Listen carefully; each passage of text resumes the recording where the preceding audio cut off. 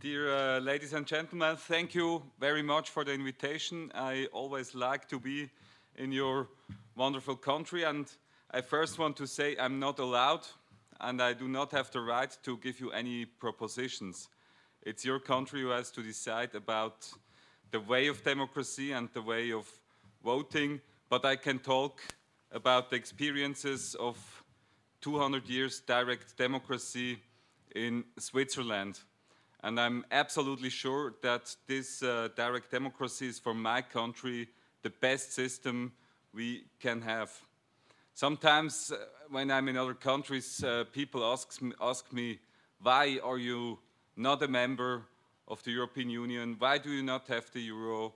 Or why do you have lower taxes? Why do you have less bureaucracy, less regulation? It's not because we are very clever politicians in Switzerland. It's because we have direct democracy and because people can decide. The majority of the politicians, they wanted to become a member of the European Union. They love to have higher taxes. They love to make more and new bureaucracy, more regulation. But because of direct democracy, we can stop many of these stupid ideas from some kind of politicians in the country. So direct democracy makes the difference of interests and ideas between people and politicians smaller. The people have the power to stop this idea, so you spend less money, sense less, or you have more independence and liberty. When we asked the people, and we made many studies from universities about direct democracy, then you see that people are more happy when they can decide. They are asked, they are important. You see that the people are better informed when they can decide. I do not have take information about the political subject when I can't decide about it, but when I can decide, I have to take the information. And there is always, before every referendum, a big debate. We have many meetings like this. We discuss why should you vote yes, why should you vote no. All the medias, the TVs discuss it, and so people are better informed and more interested in political subjects. And of course, already in the parliament, we are thinking about the possibility of a referendum. We are already thinking we should make the law close to the people, because if we are not close by the people with a new law, we will lose the referendum. So there is kind of prevention in the political process through the direct democracy. Of course, it gives more transparency. Peter mentioned that. You have more rights to view what's happening in the parliament.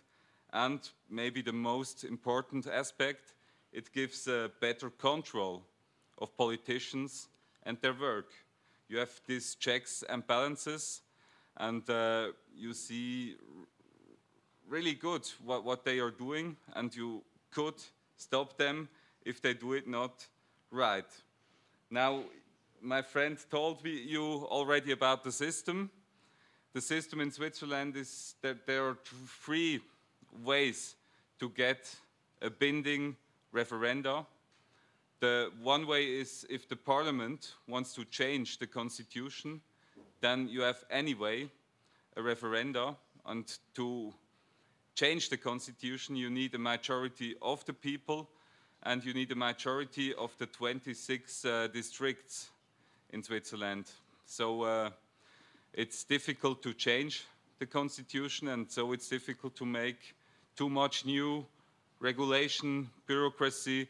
But when it's very important, of course, people vote yes. It's not always a no of the people.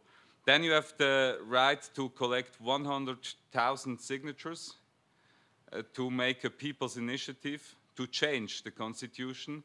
if you think something should change. And of course, we have every year about 8 or 10 people's initiatives we can vote about them. There are not much who get the majority, but it's always good to have a debate and to give different kind of groups the right to bring political subjects to the topic.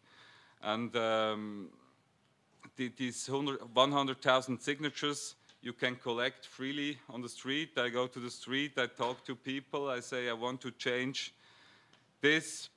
What do you think? And already in that time the debate starts. It's a good debate. And the third, and I think it's the most important way to get a binding referenda, that's the veto. It's the popular referendum. There you can collect 50,000 signatures in 3 months against any decision of the parliament. So if the parliament, one example from a few months ago, wanted to raise the taxes to drive on the highway. And then my party made a referenda against that. We don't want to pay more. Car drivers have to pay already enough. And we won with a big majority that the taxes do not go higher. And the government promised we make much new streets when you vote yes, you get more modern infrastructure. But the majority said, no, we don't want to pay more taxes, and that's usual. If you want to get a majority for more taxes, you must have very good reason. It's very rarely that people support more taxes. It helps, of course, for a lower regulation. And I sometimes hear, especially I had a debate in Germany about direct democracy a few weeks ago, and they said people are too stupid. No, they are not. You had a very good example about millionaires or billionaires, and we had another example. The socialists made a quite popular people's initiative, 6 weeks paid holidays for everybody. So 99% have more holidays, and people voted clear, 65% no to this new regulation. So I think people are not so stupid that they just think for themselves. They also think for the country and what is the best for the economy, for the working places, and for everybody in the country. And it doesn't matter if that's in Switzerland or in your country. People are well educated and they can think themselves about the topics and they can decide about that. Of course, you need a debate before with all the arguments, pro, contra, but then people can decide, and I'm sure they can better decide. 8 million people can better decide than 2 or 3 politicians in a back room. So we want to have these public debates, transparency, a better control of the work of the politicians, and I'm sure if you give more power to the people, you get a better politic, you get a better future, because you have politics by the people and for the people. And we are very happy in Switzerland that we have this direct democracy, and there is more or less common sense between not all but most of the parties that direct democracy is something good, and most of the politicians have to accept decisions by the people. Sometimes they try to make a new referenda when they lose a vote, but people don't like that. People don't want to vote twice about the same subject. If you try it again in a very short time, you will lose quite clearer. So these are my experience with direct democracy. If there are any questions in the debate, I try to answer them. Thank you.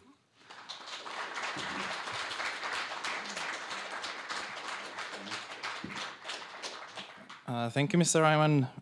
You were very short, and since you are our distinguished guest, I will ask you some further questions. Since you're the president of the Gold Initiative, could you, and we know you just had a referendum on this subject. Could you maybe talk a little about that? And another question would be, I think you're representing St. Gallen, is that correct? Are there any interesting cantonal referenda going on in St. Gallen right now? Thank you.